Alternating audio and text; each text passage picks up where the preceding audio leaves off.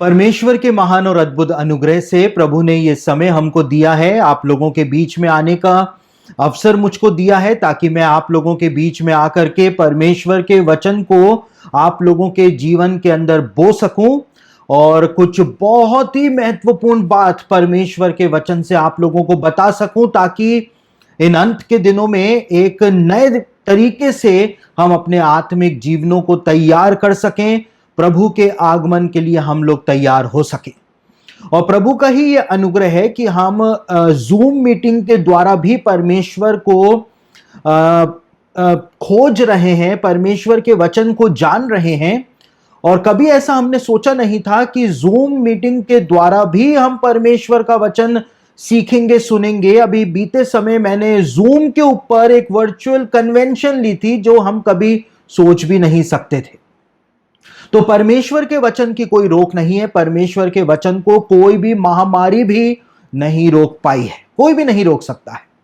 तो आज कुछ देर मैं आपके सामने कुछ बहुत ही महत्वपूर्ण बातें परमेश्वर के वचन से रखने जा रहा हूं, जो मैं सोचता हूं कि आप जो कि एक विश्वासी हैं, आपको उन बातों का ज्ञान होना, उन बातों की समझ होनी बहुत ही ज्यादा जरूरी है ताकि आप इन समयों को पहचान सकें और समयों को पहचानने के बाद आप अपने आत्मिक जीवनों को तैयार कर सकें।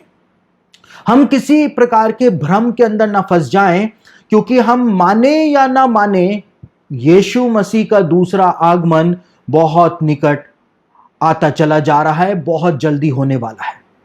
हम विश्वास करेंगे तो भी यीशु मसीह का दूसरा आगमन होगा, हम विश्वास नहीं करेंगे तो भी यीशु मसीह का दूसरा आगमन होगा, क्योंकि परमेश्वर के वचन की सबसे बड़ी प्रतिज्ञा जो है वो यीशु मसीह का दूसरा आगमन ही है।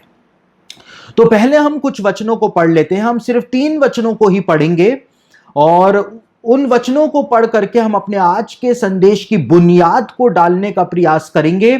ज्यादा वचन मैं आपको नहीं पढ़ाऊंगा, लेकिन सिर्फ 3 वचन हम पढ़ेंगे जहां से हम अपने आज के संदेश को लेकर के आगे बढ़ेंगे और एक नई स्पिरिचुअल इंसाइट इन अंत के दिनों में प्राप्त करने का प्रयास करेंगे। तो पहला शमूएल उसका 3रा अध्याय और उसके 1 से लेकर 3 वचन मैं आपके सामने पढ़ रहा हूं, जहां पे आज जो हमारे दिनों में हो रहा है बिल्कुल वैसा का वैसा शमूएल के जमाने में भी हो रहा था। इतिहास जो है वो खुद को दोहरा रहा है। हम उन वचनों को एक बार पढ़ लेते हैं। तो पहला शमूएल उसका 3रा अध्याय 1 से लेकर 3 वचन में लिखा हुआ है, वह बालक शमूएल एली के सामने यहोवा की सेवा टहल करता था। उन दिनों में यहोवा का वचन दुर्लभ था और दर्शन कम मिलता था। और उस समय ऐसा हुआ कि एली की आंखें तो धुंधली होने लगी थी और उसे ना सूझ पड़ता था। जब वह अपने स्थान में लेटा हुआ था और परमेश्वर का दीपक अब तक बुझा नहीं था और शमूएल यहोवा के मंदिर में जहां परमेश्वर का संदूक था लेटा था।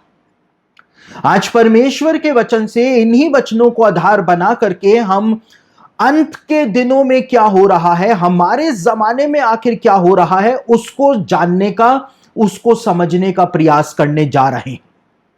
यहां पर शमूएल की पुस्तक में इस बात को बताया हुआ है कि उस समय शमूएल के जमाने में जब शमूएल यहोवा के तंबू में उसकी सेवा किया करता था तो यहोवा का वचन दुर्लभ हो गया था और दर्शन जो है वो बहुत कम लोगों को, इजरायली लोगों को मिला करता था। यानी कि मूसा की व्यवस्था जो थी वो इजरायलियों के पास थी, मूसा की व्यवस्था को जो सिखाने वाले थे वो भी इजरायलियों के पास थे, ज्ञानी पुरुष इजरायलियों के पास थे।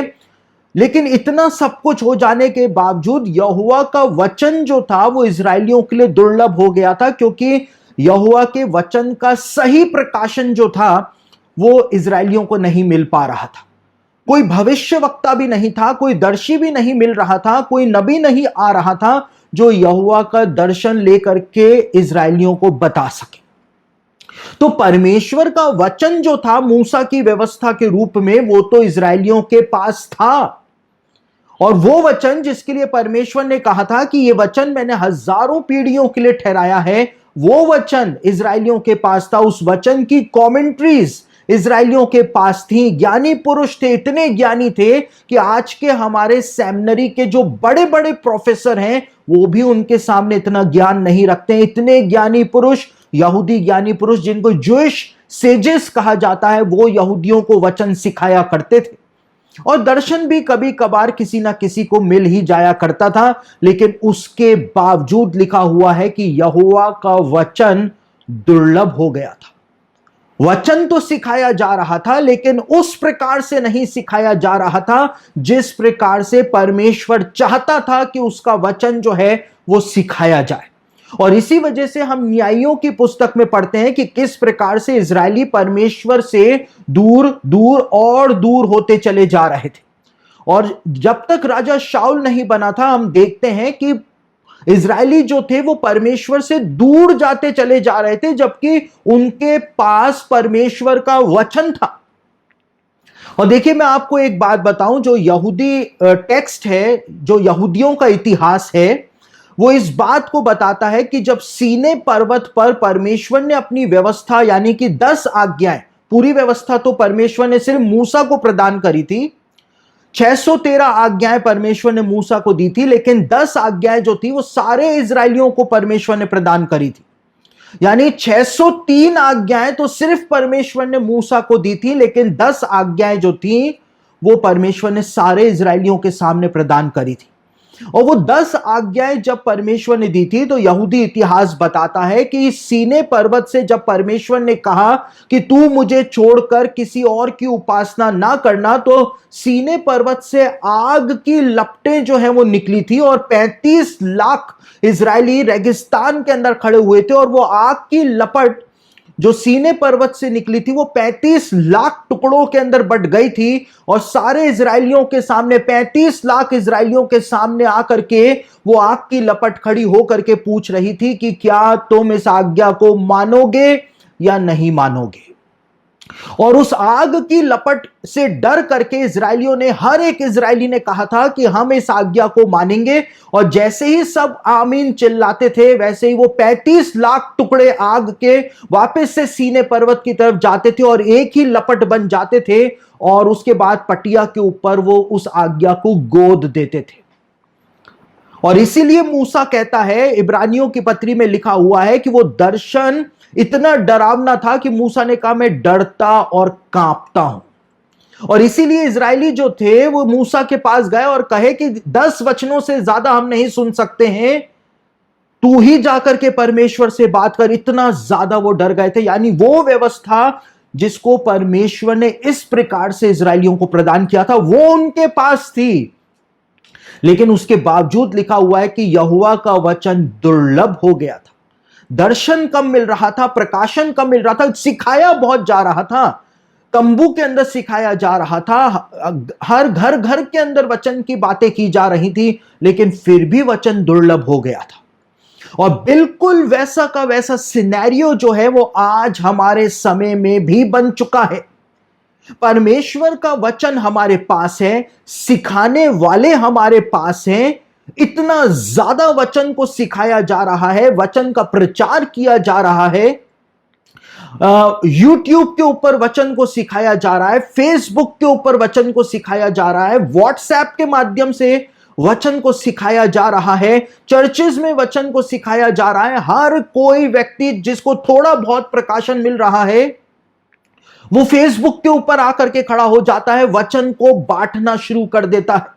वचन को बांटा जा रहा है, प्रोफेटिक बातें की जा रही हैं, सुपर नेचुरल की बातें की जा रही हैं, सब कुछ किया जा रहा है, लेकिन उसके बावजूद आज परमेश्वर का वचन, वो वचन जो लोगों का उद्धार कर सकता है, वो वचन दुर्लभ हो गया है, दुर्लभ हो गया है। वो प्रकाशन जो है जिससे लोगों का जीवन परिवर्तित हो सकता है, वो प्रचार आज नहीं किया जा रहा है। मैक्सिमम, देखिए, मैं किसी की आलोचना नहीं कर रहा हूं, मैं किसी की निंदा नहीं कर रहा हूं, मैं सिर्फ उदाहरण दे रहा हूं। मुझको कोई मतलब नहीं है कि कोई व्यक्ति क्या करेगा या क्या कर रहा है, मैं सिर्फ उदाहरण दे रहा हूं। आज लोग जो है वो फेसबुक के ऊपर प्रचार कर रहे हैं, ना तो वो प्रचारक हैं, ना वो प्रचारिकाएं हैं, ना उनका कोई दूर दूर तक सुसमाचार की सेवा से कोई लेना देना नहीं है, लेकिन खड़े होकर के प्रचार कर रहे हैं, खड़े होकर के, और क्या प्रचार कर रहे हैं उनको खुद को भी नहीं पता है, लेकिन सिर्फ स्टाइल मारने के लिए और यह बताने के लिए कि मैं भी कुछ हूं, वो लोग प्रचार कर रहे हैं। लेकिन उस प्रचार से कितनों का जीवन परिवर्तित हो रहा है। जब ऐसे लोग फेसबुक लाइव आते हैं तो आप देखिएगा, उनको देखने वाला एक व्यक्ति होता है, 2 व्यक्ति होते हैं, या 5 लोग उनको देख रहे होते हैं। तो वचन तो बहुत प्रचार किया जा रहा है, हर माध्यम से वचन प्रचार किया जा रहा है, लेकिन सच्चा वचन जो लोगों का उद्धार करा सकता है वो प्रचार नहीं किया जा रहा है। परमेश्वर के दिल की बात, परमेश्वर क्या चाहता है, वो आज प्रचार नहीं किया जा रहा है। हर माध्यम से प्रचार हो रहा है, लेकिन परमेश्वर के दिल की बात जो है वो प्रचार नहीं की जा रही। और देखिए, परमेश्वर के वचन को आज मसीही लोग भी दबाने में लगे हुए हैं। मैंने कल भी एक जगह पर जब संदेश दिया था तो मैंने इस बात को कहा था कि आज हमको मसीहत को बचाने की जरूरत आ गई है। और मसीहत को किससे बचाने की जरूरत आ गई है? मसीहत को हमको मसीहों से ही बचाने की जरूरत आ गई है, क्योंकि मसीहत के सबसे बड़े दुश्मन जो हैं वो खुद मसीही लोग बन गए हैं, और नाम जो है वो शैतान का और गैर मसीहों का लगा रहे, क्योंकि परमेश्वर के वचन को दबाया जा रहा है, सच्चा वचन जो है उसको दबाया जा रहा है। आज तो हम जूम मीटिंग के द्वारा ये सब बातें सीख रहे हैं, लेकिन जब उस जमाने में 2019 तक जब आत्मिक जागृति सभाएं की जाती थी, तो उस जमाने के अंदर उन प्रचारकों को आत्मिक जागृति सभाओं के अंदर नहीं बुलाया जाता था जो वास्तव में परमेश्वर के वचन का प्रचार किया करते थे। सिर्फ प्रॉफिट फलाना फलाना को बुलाया जाता था, या चंगाई करने वाले जो हुआ करते थे, चाहे उनके वचन से किसी का उद्धार हो रहा है या नहीं हो रहा है, सिर्फ उनको बुलाया जाता था ताकि चिन्ह और चमत्कार दिखने पाए।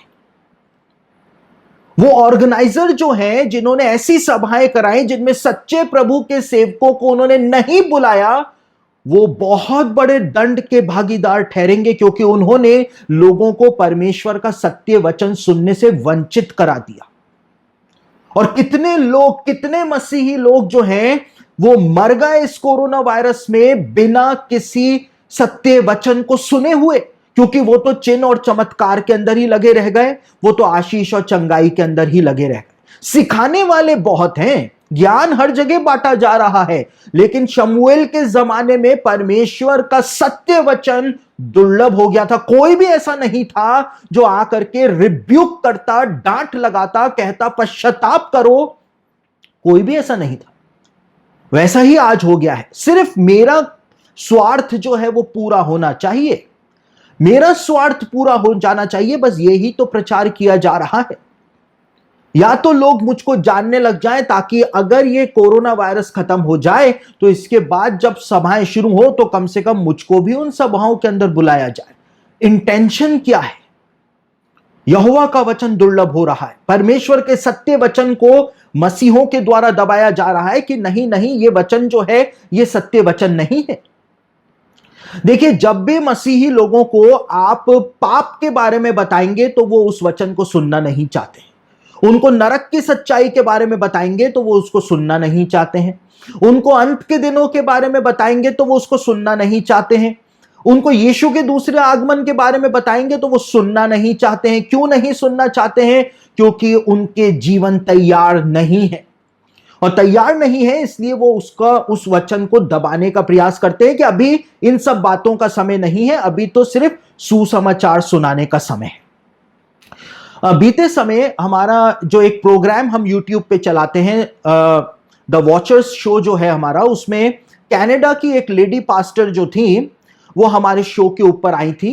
पास्टर मोनिका क्रिश्चियन उनका नाम था, और उनके प्रोग्राम का एडवर्टाइजमेंट जब मैंने फेसबुक के ऊपर लगाया तो एक व्यक्ति जो था वो मेरे फेसबुक प्रोफाइल पर, देखिए मेरे फेसबुक प्रोफाइल के ऊपर मैं कोई भी बदतमीजी बर्दाश्त नहीं करता हूं, तो मेरे फेसबुक प्रोफाइल पर आकर के उस व्यक्ति ने लिखा कि ये सब बेकार की बातें बताने का समय नहीं है, क्योंकि पास्टर मोनिका क्रिश्चियन का वो प्रोग्राम जो था उसमें वो ये बताने वाली थी कि कैसे शैतानवाद आज फैल रहा है, कैसे 666 का युग आ रहा है, कैसे एंटी क्राइस्ट के आगमन की तैयारियां जो हैं वो दुनिया ने करनी शुरू कर दी हैं। वो सारी बातें वो बताने वाली थी।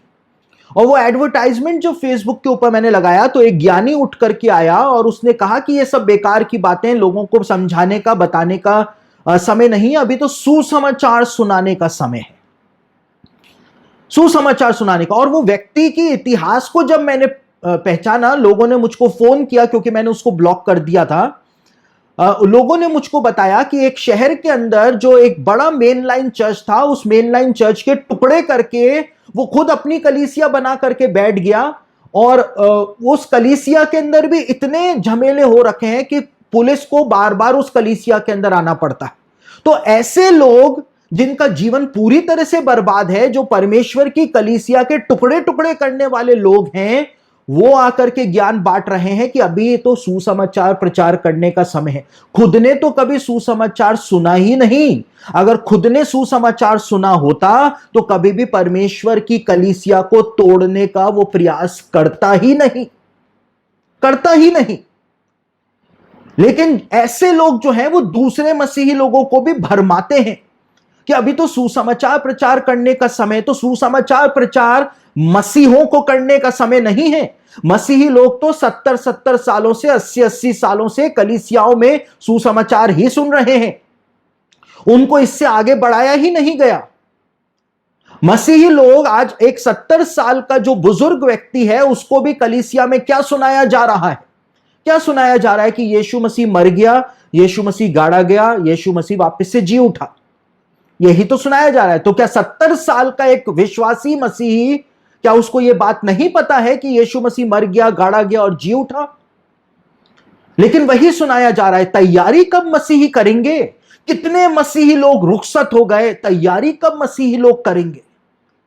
यीशु मसीह वापस आने वाला है, उसकी तैयारी कब मसीही लोग करेंगे? और यीशु मसीह नहीं भी आया तो 70 साल का बुजुर्ग जो है, 80 साल का बुजुर्ग जो है, या 85 साल का बुजुर्ग जो है, उसकी तो मृत्यु का दिन आने वाला है। वो तैयारी कब करेगा? उसको तैयारी कब कराई जा रही है? सिर्फ इन्हीं चीजों के अंदर फंसाया जा रहा है। सुसमाचार का प्रचार कलीसिया के अंदर किया जा रहा है। देखिए, पौलुस ने जब कलीसिया के एडमिनिस्ट्रेशन की बात करी तो पौलुस ने जब बताया कि 5 फोल्ड मिनिस्ट्रीज होती हैं तो उसमें सुसमाचार प्रचारक को उसने इंक्लूड किया। लेकिन जब कलीसिया के अंदर की सेवकाई के बारे में पौलुस ने बताया तो उसमें सुसमाचार प्रचारक को उसने इंक्लूड नहीं किया। यह लिखा हुआ है बाइबल में। तो कलीसिया के अंदर सुसमाचार सुनाने की जरूरत नहीं है, शिक्षा देने की जरूरत है।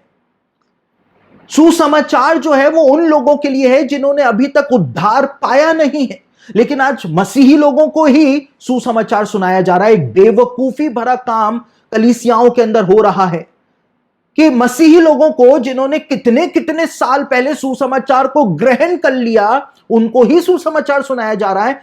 बुजुर्ग हो गए, उनको सुसमाचार सुनाया जा रहा है। यहोवा का वचन दुर्लभ हो गया है, यहोवा का वचन दुर्लभ हो गया है। मेरे कई सारे वीडियोस जो मैं YouTube के ऊपर डालता हूं, उसके लिंक मैं मेरे फेसबुक प्रोफाइल के ऊपर शेयर करता हूं। और मेरे फेसबुक प्रोफाइल के ऊपर जब मैं उन वीडियोस को शेयर करता हूं तो मेरे फेसबुक प्रोफाइल पे 5000 फ्रेंड्स हैं। लेकिन क्योंकि बाइबल की भविष्यवाणियों और अंत के दिनों से रिलेटेड वो वीडियो होता है, उसका लिंक मैं फेसबुक के ऊपर शेयर करता हूं तो उसके ऊपर आते हैं 50 लाइक या 1 कमेंट। समझ रहे बात को? उसके ऊपर आते हैं 17 लाइक और 1 भी कमेंट नहीं, 1 भी शेयर नहीं। तो आप समझ रहे हैं लोगों का माइंडसेट। उनको तैयारी का जो वचन है वो नहीं सुनना है, उनको झूठी बातें सुननी है। अगर मैं आज फेसबुक लाइव आकर के बोलूं कि अभी कोरोना वायरस जल्दी खत्म होने वाला है, मैं प्रार्थना करने जा रहा हूं, तो वहां पर आप देखिए मेरे जो 5000 फ्रेंड्स हैं, वहां पर आपको लाखों लाइक्स देखने को मिल जाएंगे, वहां पे आपको हजारों कमेंट्स देखने को मिल जाएंगे, लेकिन सत्य वचन जो है वो नहीं सुनना।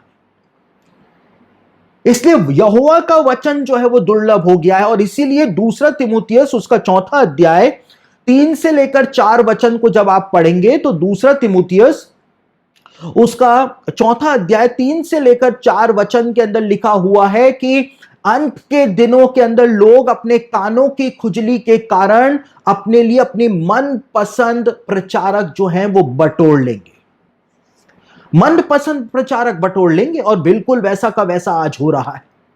जो मीठी मीठी बातें करेगा उसको लोग सुनना पसंद करते हैं। जो सत्य परमेश्वर का हार्ट जो आपके सामने रखेगा उसको लोग सुनना पसंद नहीं करते हैं। शमूएल के जमाने में यहोवा का वचन दुर्लभ हो गया था, हमारे समय में यहोवा का वचन दुर्लभ हो रहा है। हर माध्यम से परमेश्वर का वचन सुनाया जा रहा है, हर माध्यम से सुनाया जा रहा है, लेकिन परमेश्वर का सत्य वचन नहीं आ रहा है जो कि लोगों का उद्धार कर सके। इतना प्रचार हमने कर दिया, अब तक तो कलीसिया को दुनिया के अंदर आग लगा देनी चाहिए थी, लेकिन वहीं के वहीं बैठे हुए हैं। और इसीलिए देखिए वो समय भी आने वाला है। आज इतना प्रचार जो हो रहा है, इतना प्रचार किया जा रहा है, इतना प्रचार किया जा रहा है, लेकिन वो समय भी आने वाला है कि मसीही लोग वचन को सुनने के लिए तरस जाएंगे। आमोस भविष्यवक्ता की पुस्तक उसका 8वां अध्याय और उसके 11 और 12 वचन को यदि आप पढ़ेंगे तो उस समय के बारे में बताया हुआ है। आमोस 8, 11 और 12 में कि यहोवा का वचन जो है वो वास्तव में दुर्लभ हो जाएगा। लोग इधर से उधर भटकेंगे कि कोई तो उनको यहोवा का वचन सुना दे। आज तो परमेश्वर वचन को बंटवा रहा है, लेकिन वो समय आने वाला है जब वास्तव में वचन दुर्लभ हो जाएगा, वचन मिलेगा ही नहीं। और ऐसे मसीही लोग जो वचन को आज दबाने में लगे हुए हैं कि हमको इन सब बातों के बारे में नहीं सुनना है, कुछ मोटिवेशनल बातें बताई जाएं, कुछ अच्छी बातें बताओ, ये तो आप तो हमको डरा रहे हो। देखिए, अगर आपको बाइबल की भविष्यवाणियों के विषय में लगता है कि बाइबल की भविष्यवाणियां आपको डरा रही हैं, तो आप फिर अपने लिए एक नई बाइबल बनवा लीजिए। बाइबल सोसाइटी ऑफ इंडिया को आप लिख दीजिए कि हमको ऐसी बाइबल बना करके दीजिए जिसमें बाइबल की एक भी भविष्यवाणी नहीं होनी चाहिए, क्योंकि भविष्यवाणियां तो हमको डराती हैं। या आप खुद कैंची लेकर के बाइबल में से उन वर्सेस को काट काट के अलग निकाल करके फेंक दीजिए, क्योंकि उससे तो आपको डर लगता है। कई सारे मसीही लोग जीवन भर प्रकाशित वाक्य नहीं पढ़ते हैं क्योंकि उनको डर लगता है। डर क्यों लगता है? पहला यूहन्ना के अंदर अंतिम अध्याय के अंदर 5वें अध्याय के अंदर लिखा हुआ है कि सिर्फ वो डरता है जो अभी तक प्रेम के अंदर सिद्ध नहीं हुआ। जो अभी तक परमेश्वर के प्रेम में सिद्ध नहीं हुआ उसको ही परमेश्वर से डर लगता है, बाकी तो किसी को डर नहीं लगता है।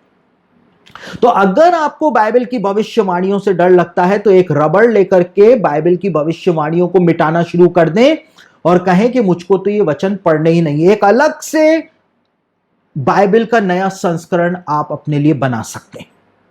लेकिन क्या होगा अगर आप उन भविष्यवाणियों को मिटा भी देंगे तो भी वो समय आएगा कि वो भविष्यवाणियां पूरी होंगी और यीशु मसीह वापस आएगा और न्याय करेगा। और इस बार यीशु मसीह जब न्याय करेगा तो वो अनुग्रह करने, प्रेम दिखाने, दया दिखाने नहीं आ रहा है।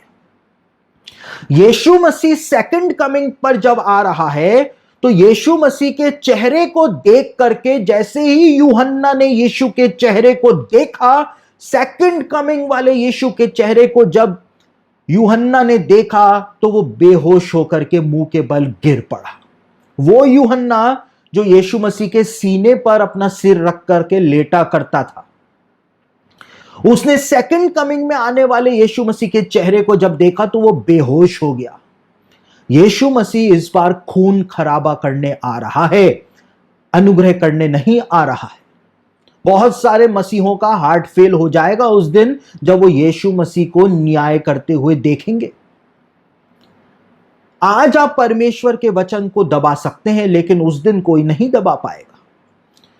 और देखिए, परमेश्वर का वचन तो दुर्लभ आज हो चुका है और आमोस की भविष्यवाणी बताती है कि भविष्य में पूरी तरह से दुर्लभ हो जाएगा, पूरी तरह से मिलेगा ही नहीं सुनने को।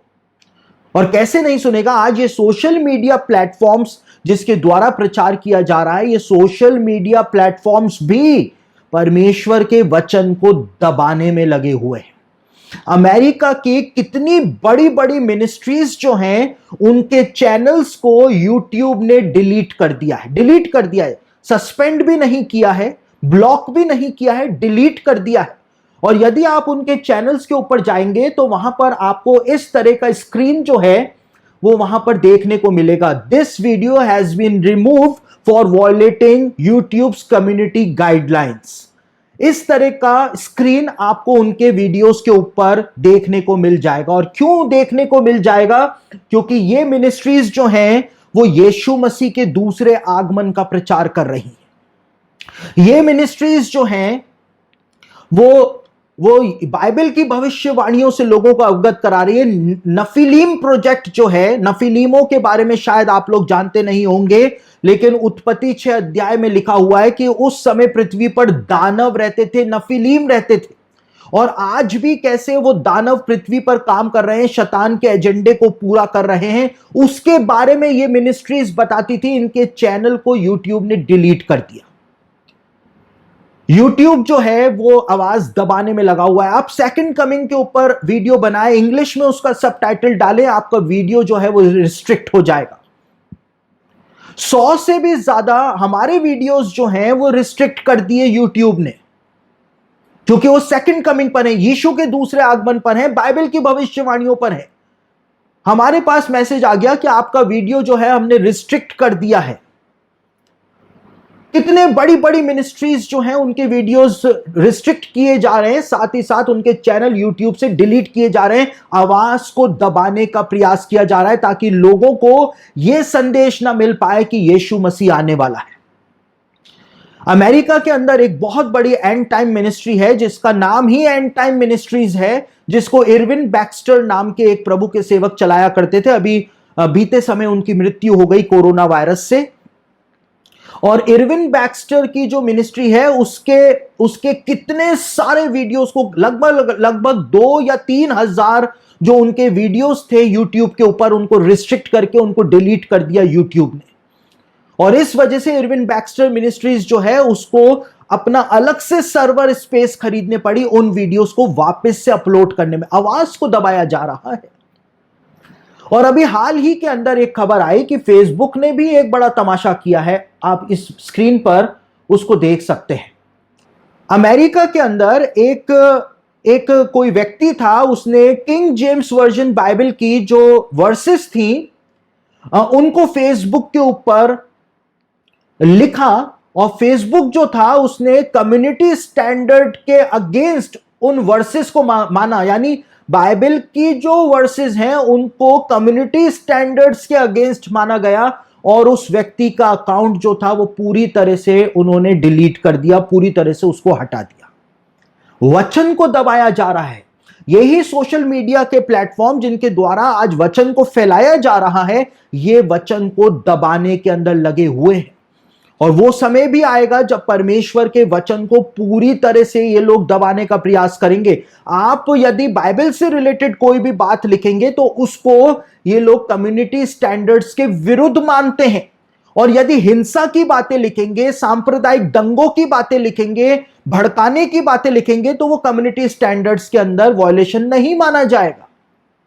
शैतानी बातें लिखेंगे तो कम्युनिटी स्टैंडर्ड्स के विरुद्ध नहीं माना जाएगा। जिन पास्टर, लेडी पास्टर के बारे में मैंने अभी थोड़ी देर पहले आपको बताया, पास्टर मोनिका क्रिश्चियन, वो टोरंटो कनाडा की पास्टर हैं। बीते कुछ दिनों पहले जब मेरी उनसे बातचीत हो रही थी तो उन्होंने बताया कि उनकी जो कार है टोरंटो कनाडा में, उस कार की जो नंबर प्लेट है उसके लिए कनाडा के अंदर ऐसा नियम है कि आप अपनी कार की नंबर प्लेट पे कुछ पैसे ज्यादा दे करके कुछ लिखवा भी सकते हैं जो आप चाहते हैं। तो उन्होंने कहा कि ठीक है, मैं अपनी कार की नंबर प्लेट पे जीसस लिखवाऊंगी। और उन्होंने जब उसके लिए अप्लाई किया तो थोड़े दिनों के बाद जो वहां का रजिस्ट्रेशन ऑफिस है वहां से उनके पास मेल आया, लेटर आया कि आपका ये जो नाम है जीसस, ये अप्रूव नहीं किया जा सकता है, इससे दूसरे लोगों को ठोकर लगेगी, तो आप कुछ और लिखवाइए। तो उसके बाद मोनिका क्रिश्चियन जो पास्टर हैं उन्होंने कहा कि उनका भी थोड़ा दिमाग, क्योंकि इंडियन है ना, इंडियंस का दिमाग तो वैसे भी ज्यादा चलता है, जुगाड़ बिठाने में इंडियंस कम नहीं है। तो उन्होंने कहा मैं इसके ऊपर हिंदी में यीशु लिखवा देती हूं, YESU, यीशु। और उन्होंने फॉर्म भर के वापस भेज दिया कि ठीक है जीसस मत लिखो, यीशु लिख दो। तो वो ट्रांसपोर्टेशन ऑफिस जो था उसने वो भी खारिज कर दिया कि नहीं, ये नाम भी नहीं लिखवा सकती हो, लोगों को ठोकर लगेगी। उसके बाद उन्होंने कहा उनके चर्च का नाम ही लिखवा देती हूं मेरी गाड़ी की नंबर प्लेट पे, दुआ का घर।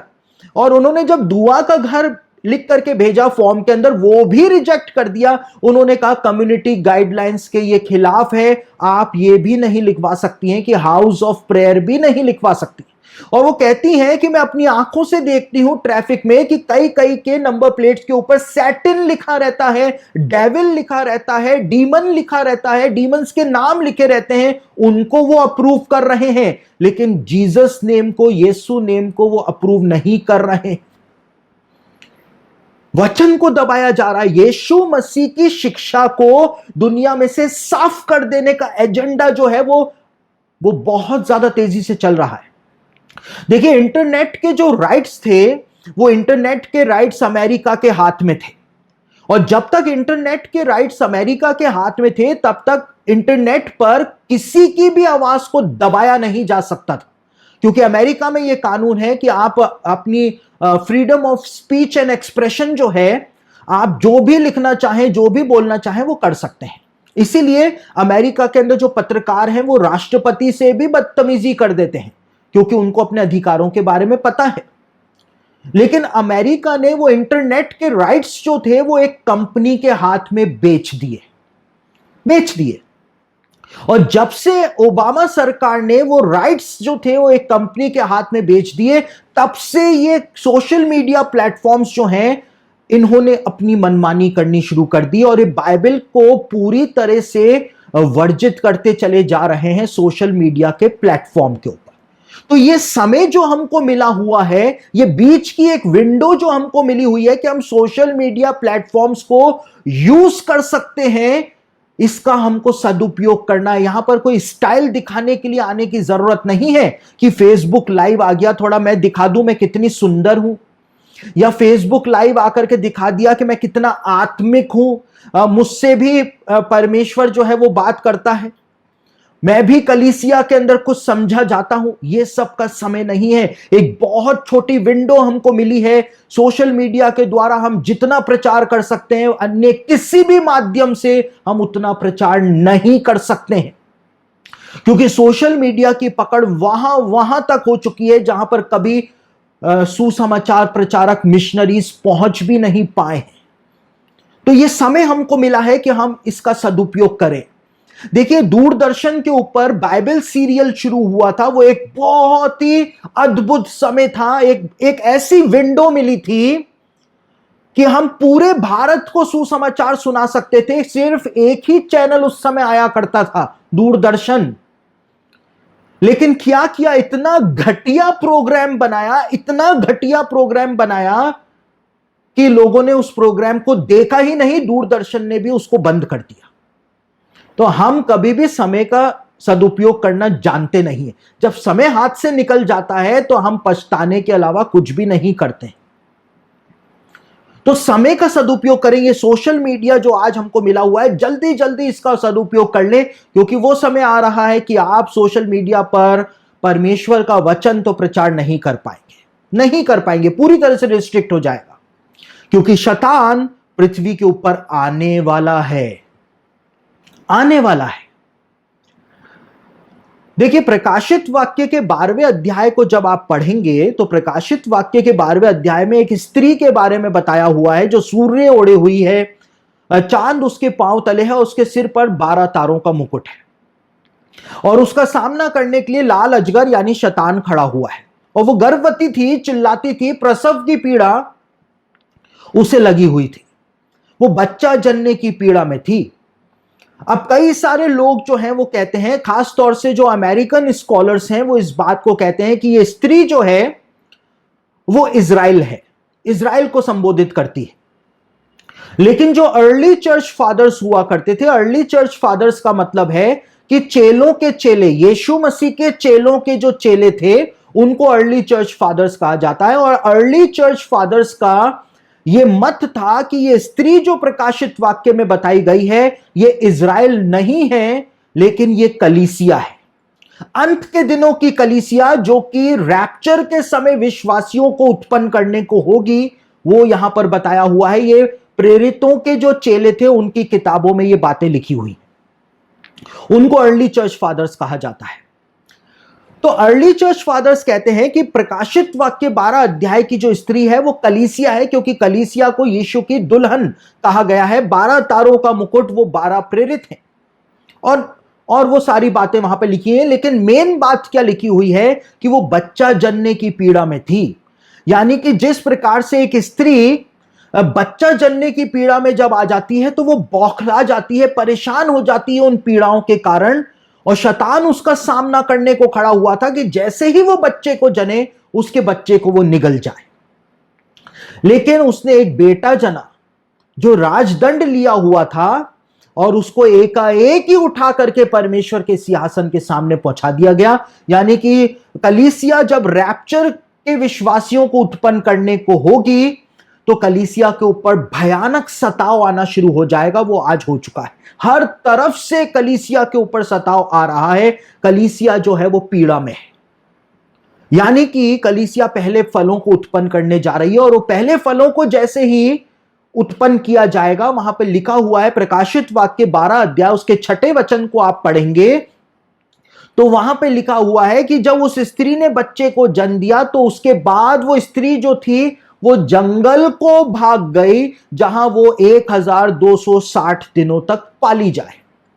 वो स्त्री जो थी, यानी वो कलीसिया, जो अर्ली चर्च फादर्स कहा करते थे कि ये स्त्री जो है वो इज़राइल नहीं है, वो कलीसिया है। वो कलीसिया जंगल को भाग गई, और जंगल को जब वो चली गई तो फिर जंगल में उसके साथ क्या हुआ, ये 1260 दिनों तक उसके साथ हुआ क्या? इसने तो पहले फल उत्पन्न किए थे कलीसिया ने, अब जब ये जंगल को चली गई तब क्या हुआ? प्रकाशित वाक्य 17 अध्याय उसके 3 वचन को पढ़ें तो वहां पर इसी स्त्री के बारे में बताया हुआ है जो जंगल को भाग गई थी, रेगिस्तान को भाग गई थी। प्रकाशित वाक्य 17 अध्याय उसके 3 वचन को पढ़ें तो वहां पे लिखा हुआ है कि वो स्त्री जो थी वो उस अजगर के ऊपर ही बैठी हुई थी, उस पशु के ऊपर ही बैठी हुई थी। यानी कि वो शैतान के कार्यों के साथ लिप्त हो गई थी। वही स्त्री जिसने पहले फलों को उत्पन्न किया, वो स्त्री जब जंगल के अंदर चली गई तो वो शैतान के कार्यों के अंदर लिप्त हो गई थी, भ्रष्ट हो गई थी, घृणित वस्तुओं से भर गई थी। यानी एक बार रैप्चर जब हो जाएगा, जब सच्चे विश्वासी स्वर्ग को चले जाएंगे, तो उस समय कलीसिया का हाल क्या हो जाएगा, कलीसिया कैसे भ्रष्ट हो जाएगी, महाकलेश काल में कलीसिया का हाल क्या होगा, वो प्रकाशित वाक्य के 17 अध्याय के 3, 4 और 5वें वचन के अंदर बताया हुआ है।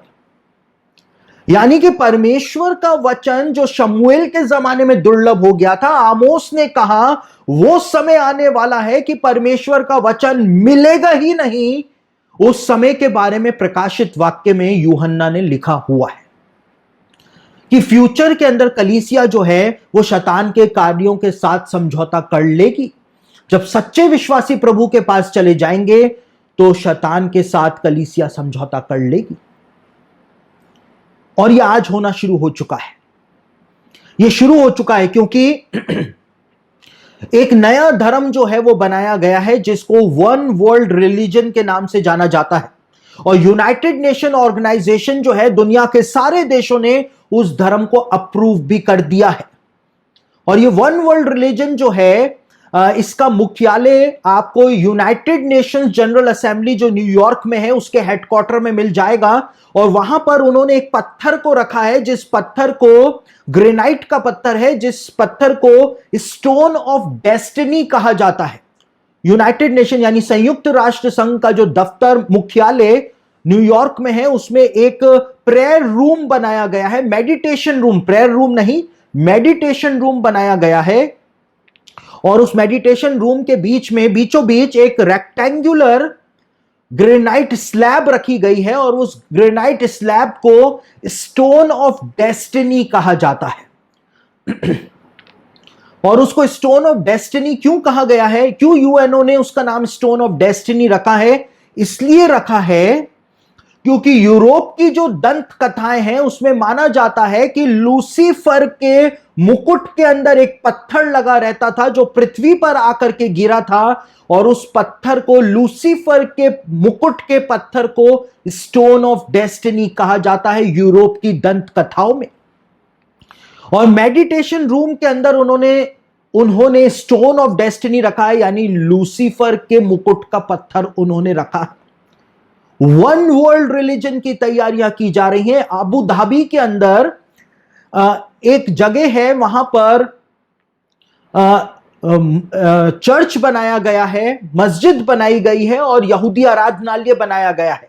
उसको अब्राहमिक हाउस के नाम से बोला गया है, यानी अब्राहम जो कि मुस्लिम लोगों का, मसीही लोगों का और यहूदी लोगों का पिता है, उसका हाउस बनाया गया है।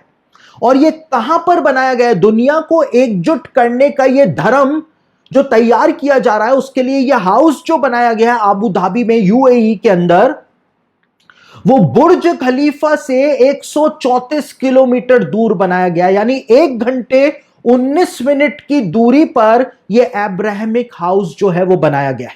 जहां पर बुर्ज खलीफा खड़ा हुआ है, टावर खड़ा हुआ है सबसे ऊंचा, उसी के पास में आबू धाबी के अंदर ये अब्राहमिक हाउस बनाया गया है। बेबीलोन का गुम्मट बनाया जा रहा था दुनिया को एक करने के लिए, और वही काम जो है वो आज वापस से हो रहा है, वापस से हो रहा है। परमेश्वर का वचन दुर्लभ होने जा रहा है। पूरी दुनिया के अंदर ऐसा हो रहा है। एक नई थियोलॉजी भी बना ली गई है, आपको पता है, मैं आपकी जानकारी के लिए भी बता दूं, एक एक्सो थियोलॉजी बना दी गई है। और एक्सो थियोलॉजी क्या है? उस एक्सो थियोलॉजी के अंदर यह माना जा रहा है कि यीशु मसीह परमेश्वर का पुत्र नहीं था, लेकिन एक्सो थियोलॉजी में माना जा रहा है कि यीशु मसीह जो था वो एक एलियन हाइब्रिड था, यानी जो एलियन प्राणी होते हैं, परग्रहवासी जो होते हैं, उन्होंने यीशु मसीह को लैब के अंदर बना करके पृथ्वी के ऊपर भेजा था। तो ये सब चीजें जो है वो आज चल रही हैं। परमेश्वर का वचन इसलिए दुर्लभ होता चला जा रहा है। परमेश्वर के सच्चे सेवकों की आवाजें सोशल मीडिया पर दबाई जा रही हैं, उनके चैनल्स को डिलीट किया जा रहा है। परमेश्वर का वचन जो है वो आज दुर्लभ होता चला जा रहा है, दुर्लभ होता चला जा रहा है।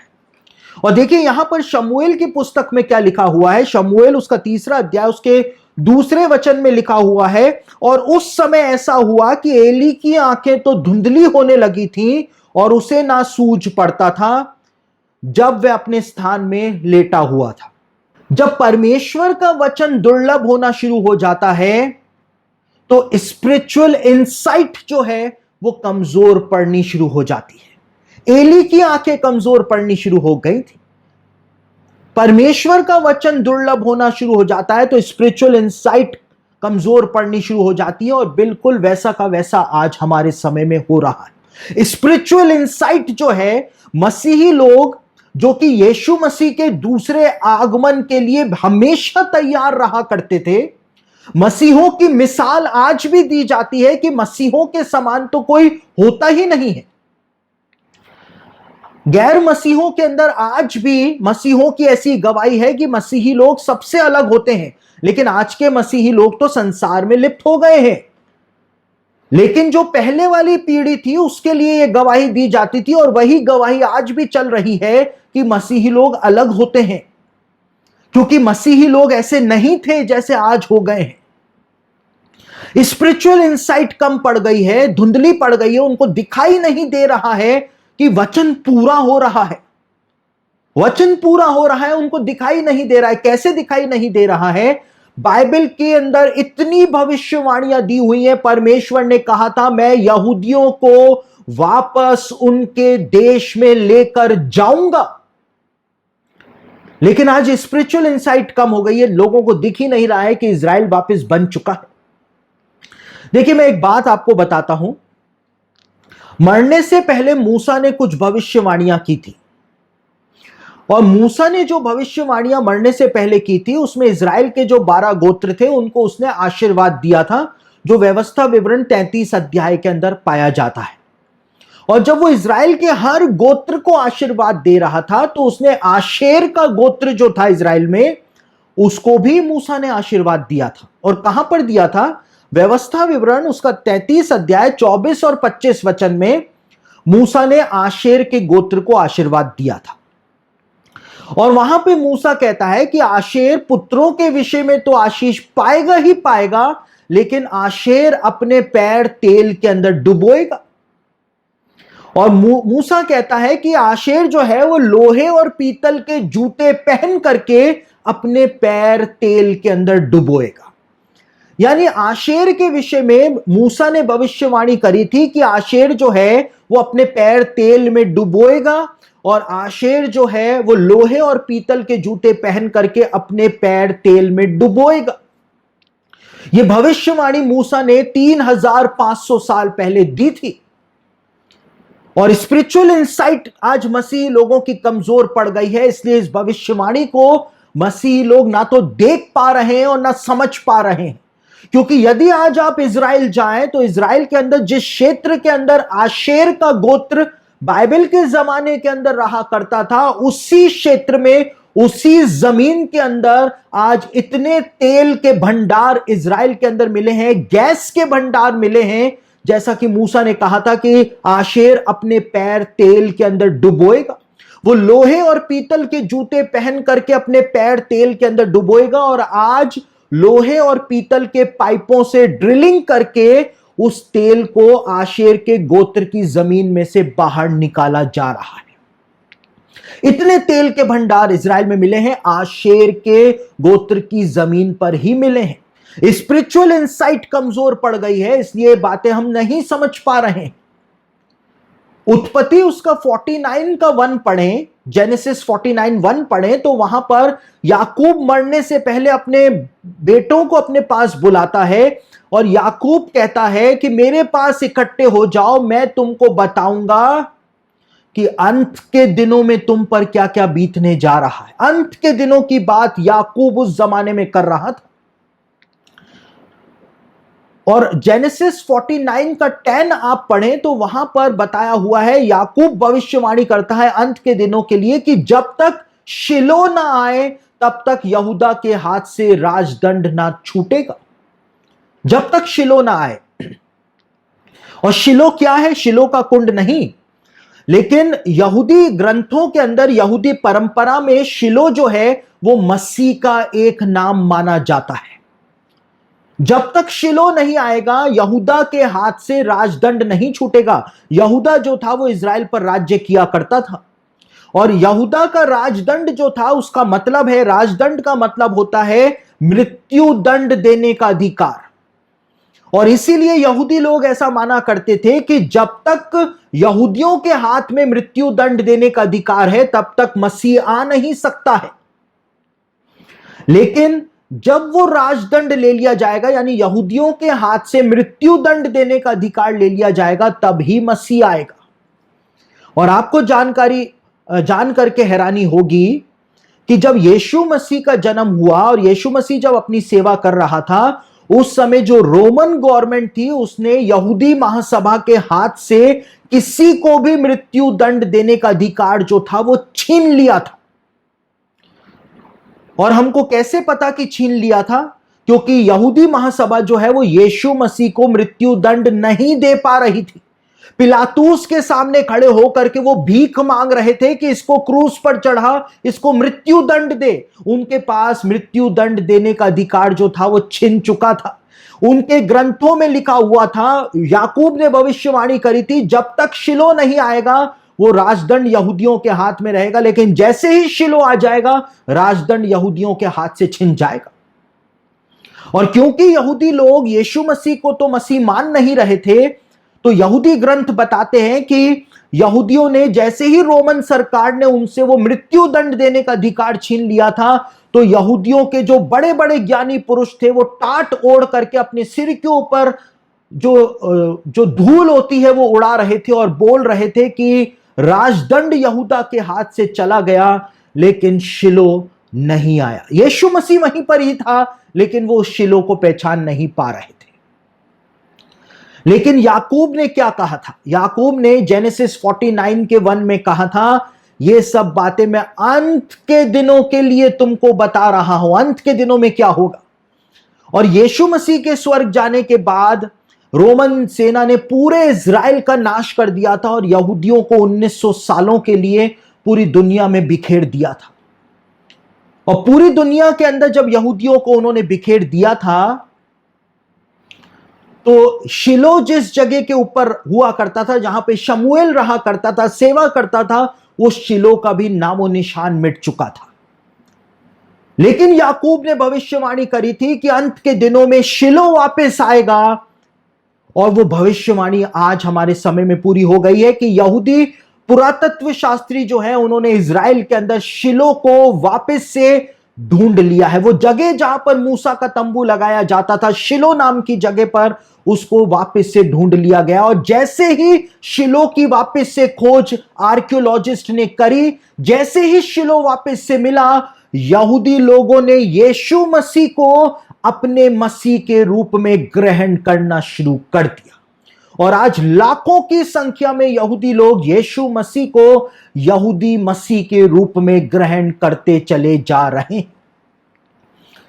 यानी कि भविष्यवाणियां पूरी हो रही हैं। स्पिरिचुअल इंसाइट जो है हमारी कमजोर हो गई है, क्योंकि यहोवा का वचन दुर्लभ हो गया है। सिर्फ मतलब की बातें प्रचार की जा रही हैं, परमेश्वर के दिल की बातें प्रचार नहीं की जा रही हैं। इसलिए हमको समझ में भी नहीं आ रहा है कि वास्तव में हो क्या रहा है। एली की आंखें कमजोर पड़ गई थी, ऐसे ही आज हमारी स्पिरिचुअल इंसाइट कमजोर पड़ गई है। स्पिरिचुअल इंसाइट कमजोर पड़ गई है। और यहां पर लिखा है कि एली जो है वो लेटा हुआ था, आराम कर रहा था। परमेश्वर का वचन दुर्लभ था, दर्शन नहीं मिल रहा था, स्पिरिचुअल इंसाइट कमजोर हो रखी थी और ये आराम कर रहा था। वही हाल आज कलीसिया का हो गया है। कलीसिया आराम के अंदर चल रही है। आज हमको एक्शन मोड के अंदर आना है, लेकिन हम आराम फरमा रहे हैं। और उसके बाद अंतिम बात, जो सबसे महत्वपूर्ण बात बताई हुई है, वो यहां पर लिखा है 3रे वचन में, परमेश्वर का दीपक अब तक बुझा नहीं था। परमेश्वर के पवित्र आत्मा का काम अब तक खत्म हुआ नहीं था। और शमूएल यहोवा के मंदिर में, जहां परमेश्वर का संदूक था, लेटा था। परमेश्वर के संदूक में क्या था? परमेश्वर के संदूक के अंदर परमेश्वर का वचन पाया जाता था। यानी कि शमूएल परमेश्वर के वचन के पास लेटा हुआ था, और पवित्र आत्मा का प्रकाश जो था, दीवट का प्रकाश जो था, वो शमूएल के ऊपर आ रहा था। यानी कि वो समय अब आ रहा है कि परमेश्वर ऐसे अगुवों को, ऐसे लोगों को खड़ा करने जा रहा है जो वास्तव में परमेश्वर के वचन से प्रेम करते हैं, उसके वचन को पढ़ते हैं, उसके वचन को समझते हैं, और उन्हीं के ऊपर पवित्र आत्मा का प्रकाश जो है वो चमक रहा है। और इन्हीं अंत के दिनों के अंदर ऐसे ही लोग जो होंगे, ऐसे ही मसीही लोग जो होंगे, वो परमेश्वर के वचन को फैलाने का काम करेंगे। देखिए, एली जो था उसके पास बहुत एक्सपीरियंस था, बूढ़ा हो गया था महायाजक बने बने। एली के पास बहुत एक्सपीरियंस था, आत्मिक अनुभव भी था। इतना आत्मिक अनुभव था कि हन्ना को सिर्फ एली ने बोल दिया था कि बांझ हन्ना के पुत्र उत्पन्न हो गया था, शमूएल उत्पन्न हो गया। इतना एक्सपीरियंस था, उसको पता था कि यहोवा के इस तंबू में आकर के जो भी प्रार्थना की जाएगी वो पूरी हो जाएगी। इतना एक्सपीरियंस था। लेकिन वो एक्सपीरियंस्ड बंदा जो था, एक्सपीरियंस्ड सेवक जो था, उसकी स्पिरिचुअल आंखें कमजोर पड़ गई थी। सारी गलतियों को वो देख रहा था अपने बेटों की, लेकिन उसके बावजूद वो ध्यान नहीं दे रहा था। उसको पता था ये यहोवा की दृष्टि में पाप है, लेकिन वो ध्यान नहीं दे रहा था और वो आराम फरमा रहा था। एक्सपीरियंस्ड बंदे जो हैं वो आज आराम फरमा रहे हैं। आत्मिक अनुभव उनको इतना ज्यादा है, वो आराम फरमा रहे हैं। और जब वो आराम फरमा रहे हैं तो परमेश्वर तैयार है नए शमूएल बालकों को भेजने के लिए। परमेश्वर शमूएल बालकों को अब भेजने जा रहा है ताकि वो परमेश्वर के दिल का प्रचार जो है वो लोगों को सुनाए, मसीहों को चेतावनी दे कि सुनना है तो सुनो, नहीं सुनना है तो मत सुनो, मत हमको बुलाओ, लेकिन यहोवा का वचन सुन लो कि यीशु मसीह वापस आ रहा है, उसके आने में अब देर नहीं होगी। अपने जीवनों को सुधार लो, नहीं सुधारोगे तो नरक की आग तुम्हारा इंतजार कर रही है। परमेश्वर ऐसे बोल्ड शमूएल इन अंत के दिनों में तैयार कर रहा है। उसका पवित्र आत्मा का प्रकाश जो है, जब लग रहा है कि पवित्र आत्मा काम नहीं कर रहा है, तो भी लिखा हुआ है कि दीवट जो है वो अभी तक बुझी नहीं थी। कितने लोग सोच रहे हैं कि दीवट बुझ चुकी है, कितने लोग प्रचार कर रहे हैं कि परमेश्वर के आत्मा के वरदान जो हैं वो सीज हो चुके हैं, परमेश्वर के आत्मा के वरदान अब नहीं मिलते हैं। कितने लोग ऐसा प्रचार कर रहे हैं, लेकिन दीवट जो है वो अभी बुझी नहीं है। परमेश्वर पवित्र आत्मा के वो 9 के 9 वरदान बालक शमूएलों के ऊपर देने के लिए अब तैयार हो चुका है, क्योंकि हम एंड के अंदर अब आ गए हैं, जब परमेश्वर अपने ऐसे सेवकों को तैयार करके भेजेगा। और जब भेजेगा तो वही काम होगा जो शमूएल के द्वारा इज़राइल के अंदर हुआ था। पूरे इज़राइल को पता चल गया था कि एक भविष्यवक्ता, एक दर्शी जो है वो इज़राइल के अंदर आ गया है। तो आज परमेश्वर शमूएल को तैयार करने जा रहा है। वो शमूएल आप भी हो सकते हैं, लेकिन जरूरत आन पड़ी है कि आप परमेश्वर के दिल की आवाज को सुने।